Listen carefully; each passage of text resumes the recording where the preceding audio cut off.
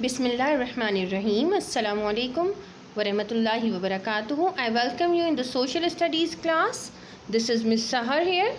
Today we are going to start unit number 11, which is all about Pakistan movement.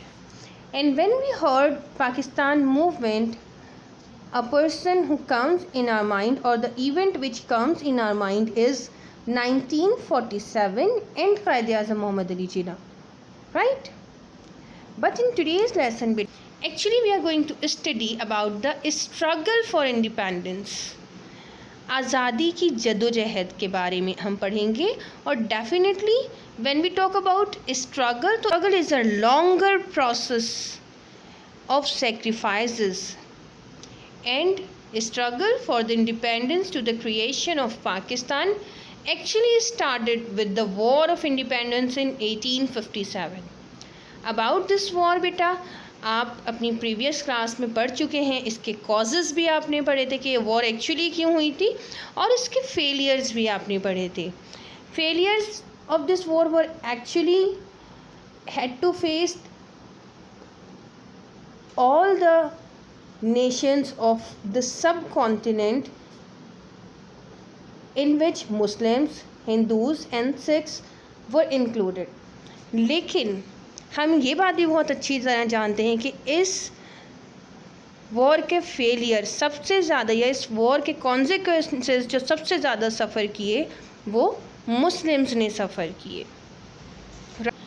Even the last Mughal emperor Bahadur Shah Zafar, he was the last and the 18th Mughal emperor.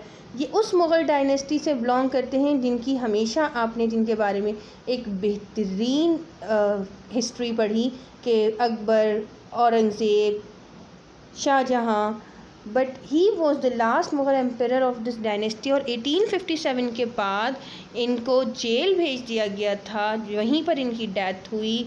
और इनकी families को they were forced to beg on the roads. Muslims were passing through the worst era of their times. And right after that, in the year 1885, formation of INC took place. INC stands for Indian National Congress. It was a political organization of South Asia which was actually founded in 1885 by some British officials.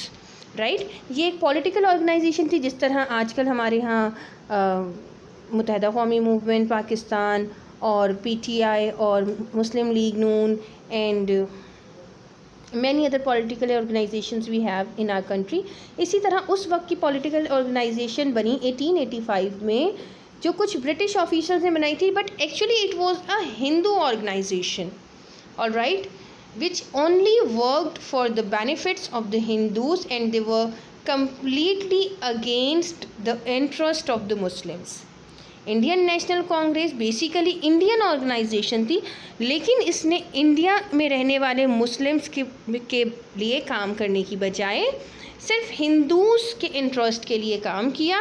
And then when finally Muslims realised the intensity और propaganda of this Congress, then some of the Muslim leaders put forward the idea of the All India Muslim League. It was also a political organization of the Muslims which was formed to protect the interests and rights of the Muslim. Okay? जब कांग्रेस से Muslims को वो benefits नहीं मिले बेटा, तो Muslims ने एक अपनी ऑर्गेनाइजेशन बनाई जिसका नाम रखा गया ऑल इंडिया मुस्लिम लीग, जो मुस्लिम्स के इंटरेस्ट के लिए काम करती थी. This organisation was actually formed in December 30th 1906. Okay, 1857 की वॉर, देन 1885 में कांग्रेस की formation, and then after many years जब मुस्लिम्स ने फाइनली रियलाइज़ किया कि साउथ एशिया में ब्रिटिश के बाद भी मुस्लिम्स को कोई राइट्स नहीं मिलेंगे, तो उन्होंने अपनी एक ऑर्गेनाइजेशन फॉर्म की 1906 में. एंड वंस अगेन इस ऑर्गेनाइजेशन को भी फॉर्म करने वाले कायद-ए-आज़म नहीं थे, राइट। हम हमेशा, मैंने कहा था, पाकिस्तान मूवमेंट के बारे में पढ़ते हैं तो किसका ख्याल आता है? कायदे आज़म का। But we have many people who worked behind Quaid Azam. उनकी स्ट्रगल्स की वजह से कायदे आज़म हर स्टेप आगे बढ़ते चले गए। सो दीज टू पीपल, नवाब वक़ारुल मुल्क and Nawab Salimullah Khan. These two people presided the Mohammedan Educational Conference, in which they put forward the idea of a political organization and named it as All India Muslim League. Then finally, in 1913, Quaid-e-Azam Muhammad Ali Jinnah joined Muslim League in कायदे आज़म ने मुस्लिम league कब join की? 1913 में। इससे पहले वो किसके member थे? वो कांग्रेस के मेंबर थे। एक्चुअली बेटा, कायदे आज़म मुस्लिम लीग ज्वाइन करने तक भी बेसिकली जिस चीज़ के लिए काम कर रहे थे, that was not the Pakistan movement, that was actually the unity of Hindus and Muslims who used to live in India. यानी कि कायदे आज़म किसके फेवर की बात करते थे? कि हिंदूज़ और मुस्लिम जब यूनाइट हो जाएंगे तो वो ब्रिटिश के अगेंस्ट ज़्यादा बेटर फाइट कर सकेंगे। And for the same cause Quaid Azam signed a pact that is called Lucknow pact. Lucknow pact was signed in 1916. It was basically an agreement between Muslim League and Congress, जिसमें कुछ चीज़ें, पॉइंट्स मुस्लिम्स ने अपने forward किए और कुछ पॉइंट्स कांग्रेस ने अपने फॉरवर्ड किए, और उस पर एक एग्रीमेंट हुआ जिससे मुस्लिम्स को बहुत सारे बेनिफिट्स मिलने थे। This Lucknow pact was actually presided by Quaid Azam from the All India Muslim League side and Ambedkar Charan from the Congress side. इस पैक्ट से मुस्लिम्स को जो बेनिफिट मिला सबसे बड़ा वो ये था कि finally Muslim League in the year of 1916 was recognised by Hindu leaders.